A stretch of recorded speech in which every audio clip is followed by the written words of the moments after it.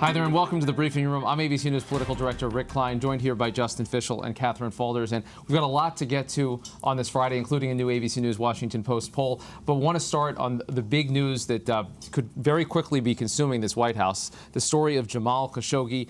New details now in the Washington Post talking about more information that the Turkish authorities have on surveillance, communication. More and more, Justin Fischel, pointing to a circumstance where it looks like a lot of people knew what was happening in advance. It's totally wild, actually. The story is blown up. The Turks are now telling the Washington Post that they have audio and video that proves that this Saudi journalist who worked for the Washington Post was tortured and dismembered inside the Saudi consulate in Turkey. That's a big deal. And what's been so surprising is the president's response to this so far. A week after this story first broke, he was asked about it by reporters, and he said twice, "I don't know anything about it." Then the next day, it switched to, "Well, it sounds bad. We need to get to the bottom of it."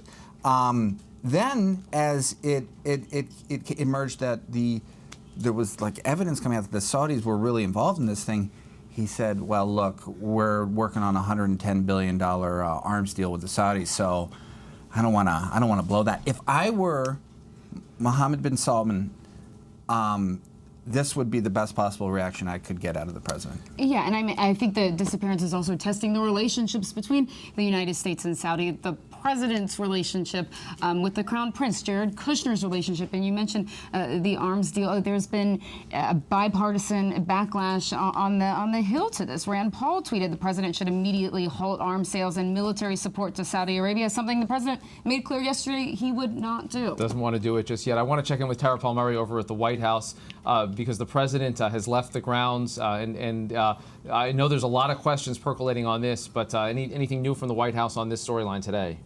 Well, as we know, this White House has never really made human rights their top priority. It seems to take second to economic growth, America First policy, and really their foreign agenda. They're willing to make deals with a lot of countries that perhaps, you know, sitting down with Kim Jong-un at a summit, something that was once thought of as unthinkable.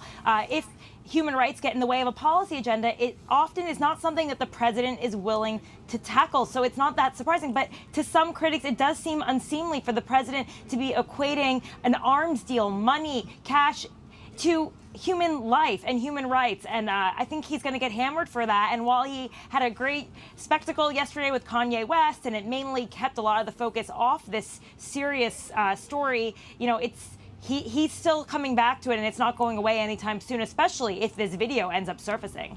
And the president will be coming later tonight at another Make America Great rally. He's had several of them this week. I want to check in for some perspective with Shadi Hamid, who's a senior fellow at the Brookings Institution, joining us here from Washington, D.C. And Shadi, you wrote this week that it appears that the Saudis are taunting Trump. If that is the case, what are they getting out of this? What buttons are they trying to press? And what kind of reaction do you think they're reading into the lack of reaction from the Trump White House? Yeah, so if I was Donald Trump, I'd feel very disrespected by the Saudi leadership because Trump has extended so much goodwill and deference to Saudi Arabia over the past year and a half. And it's not just about the crackdown on dissent that we've seen in Saudi Arabia, but also a disastrous war in Yemen that has taken a greater toll on human life and is really a humanitarian catastrophe. We also saw last year what was in effect the detaining the Lebanese prime minister and trying to coerce him to step down. So we're seeing reckless behavior on the part of Saudi Arabia, and Trump has let it go. So the least that Trump should expect in return is a little bit of that goodwill back. But now Saudi Arabia is effectively embarrassing Donald Trump now in the court of public opinion internationally because Donald Trump has really come to see Saudi Arabia as the linchpin of a new Middle East strategy to isolate Iran. So this is Donald Trump's big bet in the Middle East, that there's this young, supposedly reforming crown prince, Mohammed bin Salman. He's 33. And Trump and Kushner have invested a lot in this young prince. And Shadi, the way I look at it is, you know, it's not to say that past presidents would have eventually relented and looked to keep these arms deals together, but to sort of fold on that issue, like on day one, within 24 hours of learning about it, he seems to sort of folded his cards out on the table. There's nothing left, and there's no way to sort of crack the whip now. Yeah, for someone who's supposed to be a great negotiator, this is not good negotiation. This is actually, in my view, pretty bad negotiating tactics, where he's giving up the game from the very beginning. At least put some pressure on Saudi Arabia. And let's not forget that, yes, the Saudis are important to the U.S., but in this bilateral relationship, the U.S. is the senior partner and the Saudis are the junior partner. We're the ones who have more leverage. We're the ones who can put more pressure on the Saudis rather than the other way around. So for Trump to kind of not show any interest in putting serious pressure on the Saudis, it's just, it is in keeping with, the low priority on human rights, but still. A development that seems very much tied into all of this is the news today out of Turkey that the Turkish government has allowed for the release of U.S. Pastor Andrew Brunson. This has been a long-standing push by U.S. administrations. He had been in prison for some 2 years after a failed coup attempt over there. We know this has been a long-standing push. The Turks, of course, are the ones that are so involved in this, happening on their grounds. Shadi, how do you read this news, and how does it relate to the efforts to figure out what happened to Khashoggi and what kind of consequences should be made to the Saudis, if they were responsible, should be made to suffer? Yeah, so a big part of what's going on is this rivalry between Saudi Arabia and Turkey. And already the relationship has been strained, but it's obviously getting more and more strained. And I think Turkey wants to take advantage of the situation right now and win some favor in the international community, win favor in the U.S., because this has been a criticism up until now, that why is Turkey holding this U.S. citizen, and why aren't they doing more to release him or consider releasing him? So it's no accident that this announcement came on this very day when the news about the disappearance of Khashoggi is really front and center, and a lot of people are paying attention to it. So it shows that Turkey's trying to push this, and they're trying to put pressure on Saudi Arabia from their standpoint. What do you think the chances are that the Turks really do have video and audio to prove these things? And I think what a lot of people want to know is, would they release it? Would they prove these huge allegations that they're making? I'm not sure they would release something like that publicly, because if we're talking about the dismembering of a body, it would be quite brutal. I don't think that would be for public digestion, but I do think that it is something they can share with their U.S. counterparts in the intelligence community, other intelligence services. So I think it would be very risky for Turkey to be bluffing on this, for Turkish sources to claim that they have video and audio. At some point, it's likely the U.S. will call their bluff and ask for more evidence. So, but even putting that aside, I think what we've seen over the past 10 days, and it really has been going on that long, is mounting evidence. And what's striking to me is that the Saudis have made little effort to deny or to offer countering evidence. You'd think they'd at least want to offer up a pretense, at least go through the motions, do something. But what's surprising is that they don't even seem to be trying. And that also suggests to me a certain kind of recklessness on the part of the Saudi leadership, that they really think they can get away with this. Shadi Hamid from the Brookings Institution, we appreciate your perspective and joining us here in Washington. Thanks, Shadi. One other element that we should mention on the release of Brunson is Jay Sekulow. Actually, how weird this is, Catherine, but Jay Sekulow, of course, is a White House attorney. He's also represents Brunson, the pastor who's been held for 2 years. Jay and Rudy Giuliani have been working on this for some time together. He also represents him. It's a bit of an interesting representation there with the president. But Jay was even talking about it on his radio show today, and he says that Brunson will be leaving Turkey later this evening, then probably flown to a military base in Germany, and then ultimately back to the U.S. Right. There's definitely a personal connection with this issue to the White House, and as Shadi said, this release is not happening in a vacuum. This is totally related to the the incident in the consulate. So. All right, we're gonna know there's some big questions ahead for the White House, including participation in an upcoming conference. A lot of people have been pulling out of that. We'll be watching all of that. We want to turn to some events on the campaign trail. Vice President Joe Biden in Kentucky today. He'll be in Indiana later on today. A Midwest campaign swing. He's appearing alongside Amy McGrath, who is a combat veteran woman who's running for Congress in Kentucky. It's been quite an eventful couple of days for the former vice president. He's a big draw on the trail. I'd like to bring in our Molly Nagel, who is on the ground there. And Molly, what have you been picking up there? And we know the vice president spoke a little while ago on behalf of Amy McGrath. Yeah, guys, a big crowd here. 2,200 people gathered in this high school gymnasium. It was filled and a lot of excitement, not only for Amy McGrath, but also for the former vice president. I talked to some voters who are really eager about seeing him and already viewing him as a possible presidential candidate, saying that they want to get out here early to hear what he has to say if he does decide to run in 2020. And Molly, there's been a lot of talk this week about the tone of the campaign. Some very sharp comments from Hillary Clinton, from Eric Holder. Both of those things have been held up by Republicans to try to play into that post-Kavanaugh argument that the left is trying to incite a mob. How did the vice president's tone strike you today? How did Joe Biden come off in terms of trying to strike that balance between anger and resolve for Democrats? Well, you know, the vice president has been steadfast on the trail when he talks about the Republican Party. He says, this is not your father's Republican Party. These people are putting party before country. And, you know, he really does you can feel his passion when he talks about this.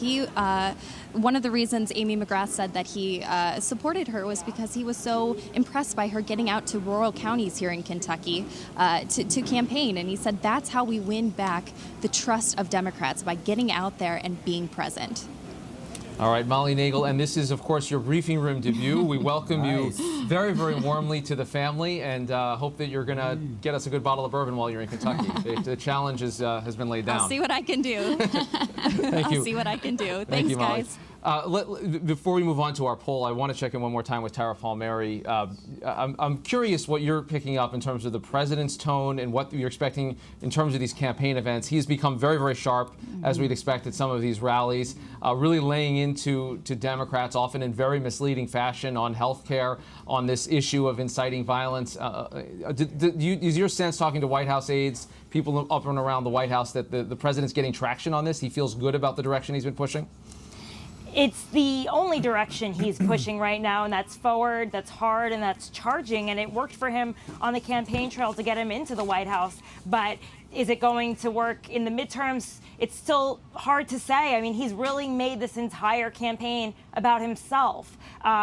He's made this a referendum on himself. And if he's going to use these talking points, he's going to need to continue updating them, because it's unclear if that furor over Kavanaugh is really going to carry them into the midterms. But he's out there again today. He's going to Ohio. He'll be on the trail, like promised, 5 to 7 times per week, and just really trying to rile up the base. But yeah, that seems to be their talking point: charge forward and attack. And it has been about a week now since the votes were secured for Brett Kavanaugh. He was confirmed to the court just last Saturday. We were out in the field with a poll just this week, getting at a lot of these things. I want to bring in our polling director, Gary Langer, for some perspective on this. First, just talking about the main number on this, just the fact that more Americans disapprove of this confirmation than approve. We've heard a lot about the enthusiasm gap here, but it's a pretty remarkable finding, this 51% disapproving of the Kavanaugh confirmation. It's pretty extraordinary, Rick. By a 10-point margin, Americans are more apt to disapprove than approve, as you note, of the confirmation. Similarly, by about a 10-point margin, they're more likely to disapprove of the way the Judiciary Committee handled its investigation, and to favor a further investigation by Congress, as suggested by Jerry Nadler, that could potentially lead to an effort to remove Kavanaugh on grounds of misconduct or perjury. Yeah, that to me was the most striking thing in this poll, because obviously Republicans are trying to play up the idea that Democrats want to reopen the Kavanaugh investigation, maybe even impeach Kavanaugh. But Gary, we're finding actual support for doing just that, reopening an investigation of a confirmed justice on the Supreme Court. Yeah, by 53 to 43% Americans support that. And this is all about a gender backlash. On each of these questions, approval of the confirmation, views on how judiciary handled it, views on a further investigation, men divide about evenly. But women are opposed to Kavanaugh on each of these by about a 20-point margin, Rick. Yeah, and that gender gap, we saw it on all those questions, as you say, on confirmation and on all these details, and a lot more coming on this poll in the coming days. And Gary, just one last note on this: this idea that the Judiciary Committee just didn't do enough work. This played out over a long period of time. It does seem from our polling that people were really dialed into this story. They seem to be paying attention to it, and that's a lot of pretty firm opinions there. Yeah. I mean, we had a limited number of people who didn't express a view on it, and there is dissatisfaction with the judiciary's work. Now, there's one other point we might want to think about, which is this question whether it'll have an impact on vote preferences in the midterms. The suggestion that it helps the Republicans doesn't seem to be borne out in our data. Our registered voter respondents, by a 6-point margin, say the whole mess leads them more likely to vote for Democrats rather than Republicans for Congress. Now, that probably just expresses their predispositions. It's not a big result, but the basic takeaway, therefore, is that the political impact doesn't look strong in either direction, and the Republicans have other concerns on that front. We'll talk about those on Sunday. You know it. All right, a lot more to come on Sunday morning. Gary Langer, thanks for being here on the briefing room. Appreciate it. It is Friday. Justin Fishel is here. Fact Check Friday. Ding, ding, ding. Fact Check Friday. What do you got for us? Well, we're doing Tee a us couple up. things. You mentioned earlier the Trump's op-ed on healthcare. That was fact-checked like everywhere. We're going to take a look at that. A little something different, though. I'm going to do Denang Dick this week. The Kavanaugh. This is all about Kavanaugh. The president is still incensed about what he called a hoax to disrupt his Supreme Court pick, and he blames members of the Senate Judiciary Committee, and he's been attacking Senator Richard Blumenthal. Who he calls Denang Dick. Who he derisively calls Denang Dick. Now, there is a shred of truth to where he gets his attack this week. Blumenthal did misspeak. He has admittedly misspoke about his service in Vietnam. He was a Marine reservist, but he never deployed. Okay? The president is telling this like whole cloth made up story about how he there were bullets that Blumenthal claimed that he was. I went to Da Nang, bullets left and right. Trump told the Washington Examiner, recounting Blumenthal's alleged story. I think we've got the soundbite on this. You want to play it? Let's hear the soundbite and we can talk about it.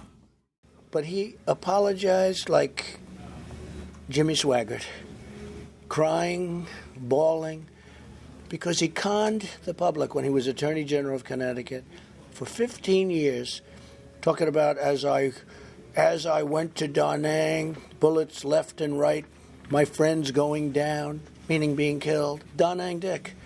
We call him Da Nang because it was Da Nang province. He said when I was in Da Nang province going up the hill, my buddies falling left and right. Justin, I feel like this is a common attack for him, but the story seems to have evolved. Well, unless that was in a private conversation with him and the president, this did not happen. He did not say these things. There's no evidence that he said any of these things publicly. So, this is a case where the president is taking a shred of truth and then sort of embellishing the details around it to get his point across. And it's worth fact-checking this week. I agree with that. And Tara Palmieri, before we let you go over at the White House today, you've been covering President Trump for some time. He does seem a little bit obsessed with Dick Blumenthal, not a household name of a senator. This idea that he's boring in on a particular senator, that's kind of out of the Trump playbook. But the one thing that is in the Trump playbook is going after war veterans for their valor and their courage when he, in fact, did not end up serving in Vietnam. He got out because of bone spurs. And most political operatives would say, stay away, stay away. That will draw attention and to your own hypocrisy. But President Trump, never one to take that advice, goes for the jugular every time. And we've heard him use the same attack on the late Senator John McCain and others. All right. And make no mistake. Thank you to Tara. Thank you, Tara. Yes. And make no mistake about it. This is pure retribution in Donald Trump fashion for the Kavanaugh stuff. Yeah. That's what it's all about. 100%. All right. Exciting night tonight, guys, as we've seen our colleague Tom Yamas spend some time with Melania Trump, a wide-ranging interview. Here is the latest. We know that a lot of uncomfortable questions were asked by our colleague Tom. Take a listen.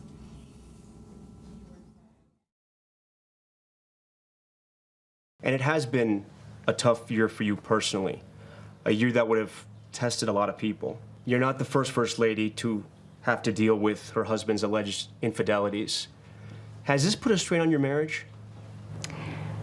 It is not concern and focus of mine. I'm a mother and a first lady, and I have much more important things to think about and to do. Wow. Really? Yeah. Right. A lot. Wow. Lots of headlines guys. there. This is gonna be something to Yeah, watch. these are Yeah. like the questions that, and she doesn't, she doesn't do interviews. Right. So this is big. She says she doesn't think about it. All right. Doesn't think about we'll leave it to everyone to join. And the president is asking people to watch as well. His Twitter tweeting out to is tune telling in. people to enjoy it, and we will enjoy Yes. it. 8:30 tonight is the Reporter's Notebook that you can watch right here at ABC News Live. 10 o'clock tonight on the ABC News Broadcast Network. A special 2020 being Melania. This is big, guys. It's going to be a lot of fun. That's what I'm doing with my Friday night. I don't know about you. Oh, yeah. Popcorn's ready. All right. Justin Fischel, Catherine Folders, I'm Rick Klein. Thanks for being here in the briefing room. We'll see you back here next time.